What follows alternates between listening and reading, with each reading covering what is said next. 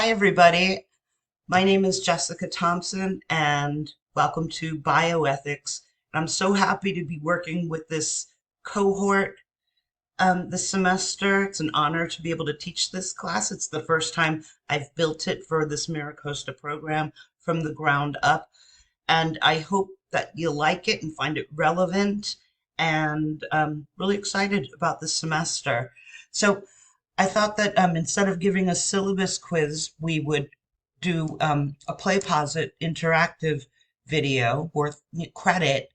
And then it'll give you a little experience because we'll have these for the first half of the semester. So my intentions here are to just kind of walk you through the way that I set up the course from my view. I'm not in the student view, so you can see a lot more from my view than you'll be able to see from your view.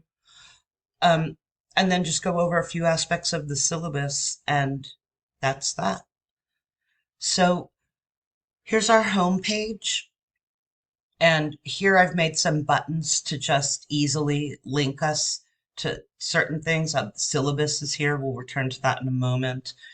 Modules, a quick modules button that I will set every week, unless I forget. I don't forget often, but I'll set it every week to start at the operative module for the week, so it's a good thing to use. Student services link, which is a really helpful link.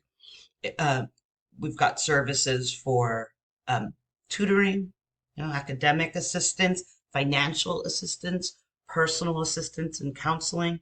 I highly recommend that you just explore it for a minute, click on there and look around, just so that you know what's out there for you and available and ready for you.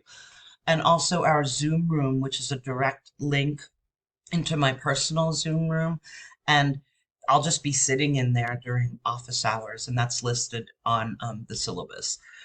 So you just, all you would do, you don't need an invitation or a password or anything. You just click on it and you'll end up in the room. Um, okay, so I'm gonna use my own link and walk you through the way I have things set up for the course, a quick overview of the entire semester.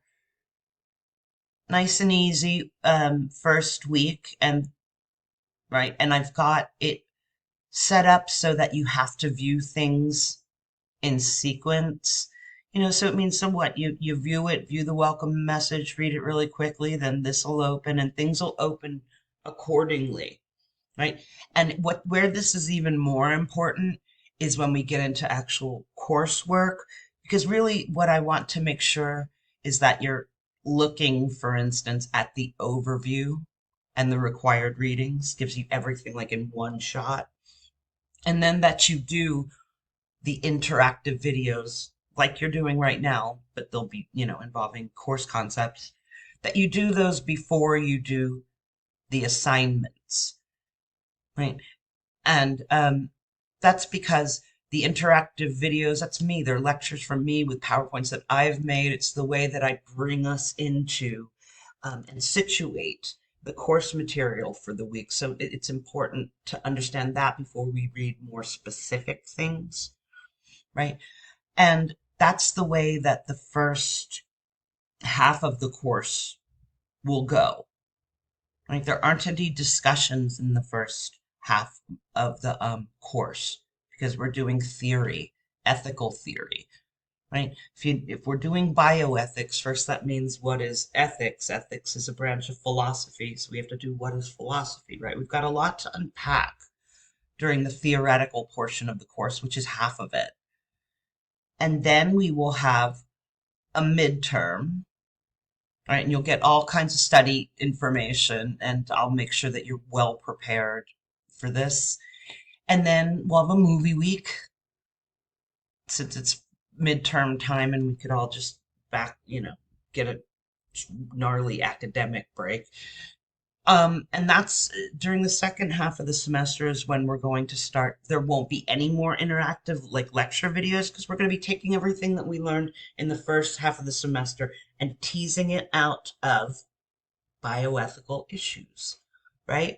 So the first module is going to be genetic engineering. So we're going to do some of like the classic bioethical issues at first. Genetic engineering, organ markets, physician-assisted death, or also known as physician-assisted suicide, healthcare, right to universal healthcare. Um, we have to, we're in a perfect time for bioethics right now. COVID vaccinations and their distributions. I saved this until later in the semester because things are changing so fast that by the time we get there, I mean, I don't even know what our reading is going to be for then because I'm leaving it open to whatever has happened up to that time. And then the last couple of modules, we're going to be looking at um, bioethical issues or ethical issues in biotechnology. So the last couple modules are even more directly applicable to what you all doing, which is are doing, which is biomanufacturing. So again, just to be clear, first half of the semester is theory, right? Philosophical ethics. Um, and, some of these, as you'll see, we're going to try to clip it off quickly. So for some of these weeks, you'll have a couple of these videos, but it's like 30% of your grade and you can retake them. So it's really just about, it's, making sure that you're listening and paying attention. They're not designed to trick you. It's just making you go through the procedure and listening to the lectures and getting and making it so that you can have something to do during them rather than just sit there and listen, right? And assignments. Then we move to discussions. No more interactive videos at midpoint, but we will supplant the interactive videos with discussion boards, an assignment and a discussion board. Okay, so that's the layout of the course.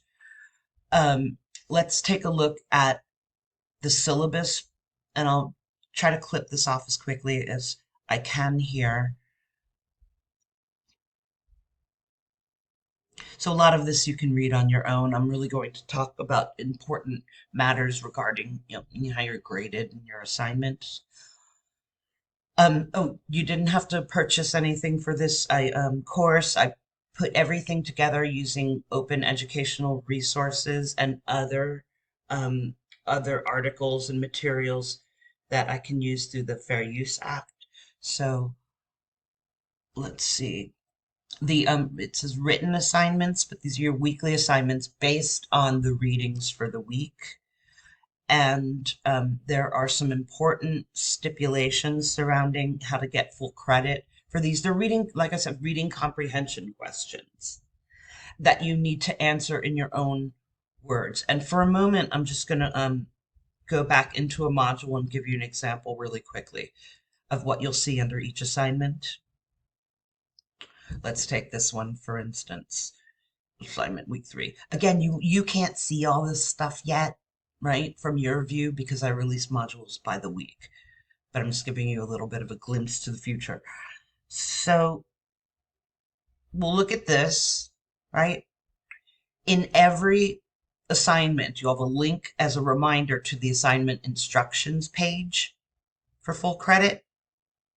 And then the directions, right? Based on this particular reading that's found in the overview, and then I'll link back to it. Answer the following questions. And as far as the assignment instructions are concerned for full credit, some of them are general and some of them in particular. Thoughtful, well-developed, complete, grammatically correct sentences. Don't quote. Do your best to put the ideas in your own words. 3 sentences long minimum per answer. And that's, when I say 3 sentences, I don't mean those, simple, like completely atomic sentences like the cat is on the mat, the dog barked, right? It's 3 complete ideas, developed answers. So I like to, so that we can quantify it, I say 3 complete sentences for each, but sometimes you'll need a little bit more than that, right? Use your judgment. And in some of the cases, I'll say, hey, this is one where it's going to require more than 3 sentences, but it's all reading comprehension, right? just to see that you digest the idea, the important ideas in the readings, and then put them, reconfigure them into your own language as best as possible. And we have to run these through Turnitin, which is the originality detector.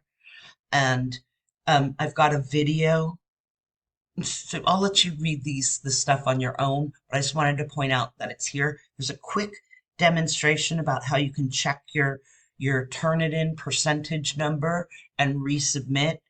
Please watch this. I think I kept this under like 5 minutes or something.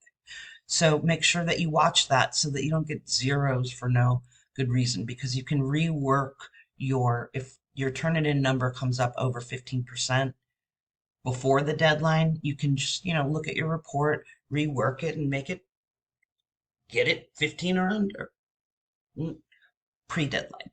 Um, let's go back to the syllabus.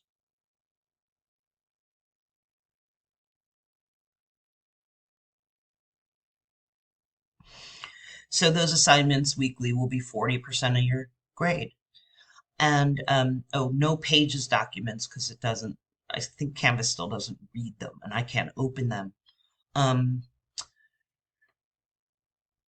Interactive videos like the one we're doing now up to the end of right up to the midterm, and discussion boards, which take over where those leave off. That's 30% of your grade. We'll have a midterm, which you'll get plenty of information about beforehand. That's 15% of your grade. And then instead of like a final exam, there'll be a short paper, 4 to 5 pages, and you'll get a really detailed prompt. And when I say detailed, I mean like an outline, like introduction. Here's exactly what you need to say. Include A, B, and C, and then on to the second part. Right? It's like a recipe I give you. Really careful instructions. So you're not just left out there with like pick a topic to write on, blah blah blah blah. It's a what's the word? A template is the best way that I know how to describe it. So don't worry about that. We will make that happen, and you'll know exactly what needs to go down in that paper. And late work. So generally speaking, I don't take late work. If the deadline's passed and you haven't turned anything in and you haven't reached out to me, then you get a zero for that. And there'll be ways to make up that credit if you wish. I'll find, I'll be releasing extra credit at least once. There'll be at least one extra credit assignment. Um, but I understand that emergencies happen. If an emergency happens and you miss a deadline, just to keep things fair, right? Just be sure that you have some kind of pertinent documentation that you can produce for me. Otherwise, if you know in advance that, it's especially something is going down in your lives and you're not going to be able to make the deadline, you need to contact me and let me know, and we will try to work something out. Right? So keep that in mind, is that always, no matter what, stay in contact with me. Use the inbox feature of Canvas. Message me. I'm really good with the emails, with the messages, and have it connected to my phone. If I'm out grocery shopping, even, I'll shoot you back. And the only time I'm not going to shoot you back is at night when I'm sleeping, or if I'm taking a nap, or if I'm in a Pilates class or something, right? So stay in contact with me. And I like to hear from you too. It gets really lonely on this end of this style of teaching after a while. Contacting me makes me feel more like a teacher, so you're kind of doing me a solid too. Um, the rest of it you can look through on your own. I think that's it for now, and I hope that this was helpful and that I was clear enough so that you got a good idea of what's happening in our course and what we'll be doing in here for this semester. And once again, I'm really happy to be teaching this course and happy to be working with this cohort, and looking forward to hearing from you.